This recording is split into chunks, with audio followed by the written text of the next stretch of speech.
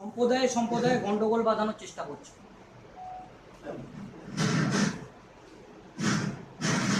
মুশকিল আছে যে মমতা ব্যানার্জি যখন বলবেন তখন উনি এটা মনে করেন না কি আমি কি বলছি, আর যেই আমরা বললো ওখানে সাম্প্রদায়িকতা উনি দেখতে পারেন।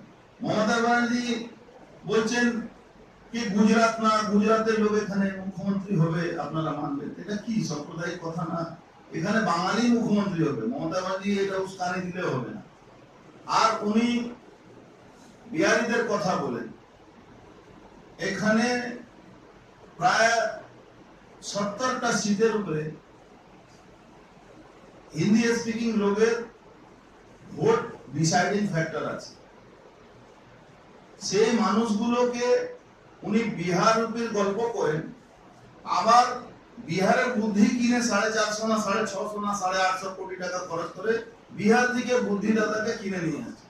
আজকে 7 জন আইপিএস যে উনাকে ঘিরে আইএসরা ঘিরে বসে আছে, তারা কারা? তাদের বুদ্ধিতে উনি চলছে। আবার উনি আমার এক জায়গা বলবেন কি বিহারের কথা বলেন।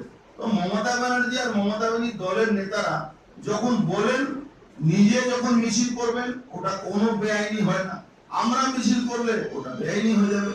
উনি একদম সঠিক এক্সাম্পল আছেন 6 আর 9-এ। আমি দেখলে উনি দেখলে এটা 6 আমাদেরকে দেখালে উনি 9 করে। তো উনার কথার আর উনার দলের যে পার্থ চ্যাটার্জি আছেন, পার্থ চ্যাটার্জি বেচারি অসহায় মানুষ।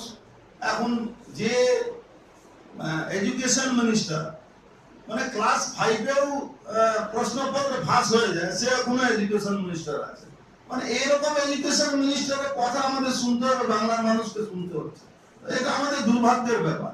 অত প্রশ্নপত্র ফাঁস কোনোদিন সিপিএম জামানো আমরা শুনিনি, আরো কংগ্রেস জামানো এইভাবে আমরা শুনিনি যত ওনার প্রশ্নপত্র ফাঁস হয়।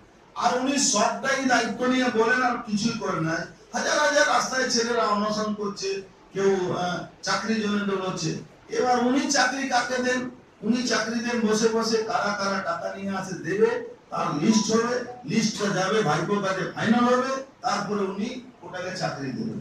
তো এটা ওনার কথা আমার মনে হচ্ছে আমাদের বাংলার কোনো মানুষকে উত্তর দেওয়া উচিত না।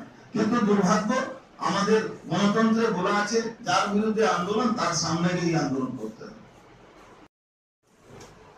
এটা যত ইলেকশন কাছে আসবে আমাদের কর্মী নেতাদের উপরে হামলা হবে। এটা পরিকল্পিতভাবে প্ল্যান করে মমতা ব্যানার্জি তার অ্যাসোসিয়েটসকে নিয়ে, বিশেষ করে পুলিশ আর সিআইডি আর ক্রিমিনাল, এটা যৌথ উদ্যোগে এই ঘটনাগুলো প্ল্যান করে করানো হচ্ছে। আপনারা দেখেছেন মুর্শিদাবাদের প্রেসিডেন্টের থেকে নিয়ে ওখানে যে আমাদের অবজারভার কিভাবে গাড়ির উপরে বোম চালানো হচ্ছে। কাকু ভালো, বোমটা যদি ওই তেলের ট্যাঙ্কের উপরে লাগতো মুখের উপরে, তাহলে গাড়িটাই উড়ে যেত। সেই জায়গাতে এখন অসহায় হয়ে পুলিশ কাছে যাওয়ার পরিস্থিতিটাও এখন আর নেই। পুলিশ কাছে গেলে পুলিশ কোনোভাবে কোনো কেসটাকে গুরুত্ব দিচ্ছে না, কারণ পুলিশের একটা অংশ পুরো ডাইরেক্ট নবান্ন থেকে কন্ট্রোল হচ্ছে। আর তারা কিছু কিছু জায়গায় নিজের এসপিওর কথা শুনছে না, সরাসরি ওরা নবান্ন থেকে ইনস্ট্রাকশন আইসি গুলো পাচ্ছে। সেই জায়গায় ভয়ঙ্কর পরিস্থিতি আগামী দিন আসতে পারে। ইতিমধ্যে আপনারা জানেন মনীষ শুক্লা কেসে সিবিআই এর জন্য আমরা হাইকোর্টে দ্বারস্থ হচ্ছি। আমাদের আশা আছে, আমাদের বিশ্বাস আছে হাইকোর্টে কোনো সুরাহা পাওয়া যাবে। যদি না হয় আমরা তাহলে বাধ্য হয়ে আমাদের সুপ্রিম কোর্টে যেতে হবে। কেন যে পরিস্থিতি চলছে কালকাটা হাইকোর্টে, যে সরকারি অ্যাটর্নি জেনারেল যিনি আছেন তিনি সবসময় কেসটাকে ডিলে করেন। এমন ডিলে টেন্ডেন্সি আছে কি আজকে যদি ঘটনা হয় তাহলে 6 মাস লাগবে কোনো বিচার পাওয়ার জন্য। এটা আমরা বিগত 6 মাস 8 মাস ধরে দেখছি।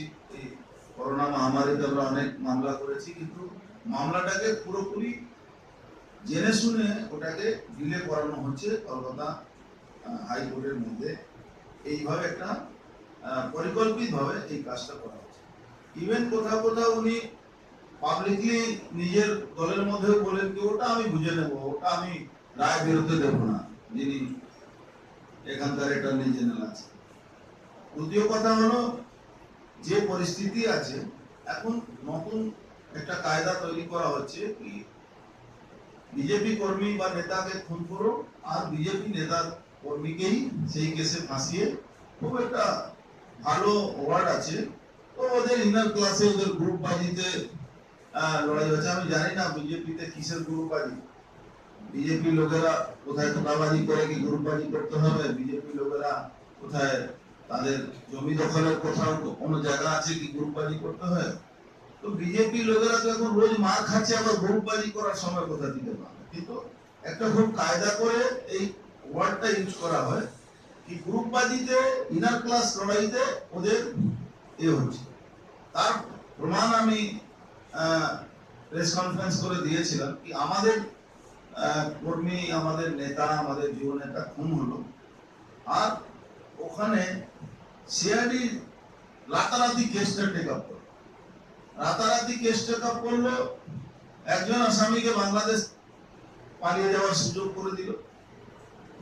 নান্টু ঘোষ, যে নির্মল ঘোষ চিফ হুইপ আছেন, তার বাড়ি থেকে আসামিরা বেরোলো, তার বাড়িতে গেল, উনি নিজে কিছু কিছু রিপোর্টারদেরকে মিষ্টি খাওয়ালেন, সেদিন যারা ওখানে পৌঁছতে পেরেছে।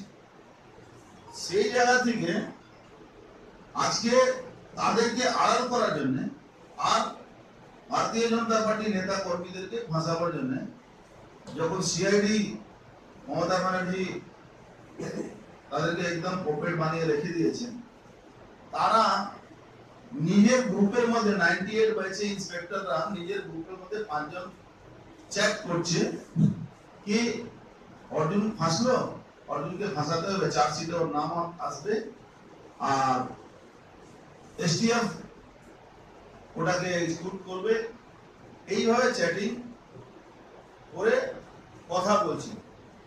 তো পশ্চিমবাংলা আইপিএস আইএস বহু আছে, তারা আমাদেরকেও চায় এরা মমতা ব্যানার্জি অত্যাচার সঙ্গে তারা উত্রস্ত আছেন, তারা দেখছেন বাংলায় গণতন্ত্র নেই, লেখাপড়া মানুষকে জিহজুরি করতে হচ্ছে। ইয়াসমিন যারা লেখাপড়া করেছেন সবাই তো নিজের মান সম্মান বিক্রি করেনি, সবাই অশোক আস্তম বিক্রি করেনি।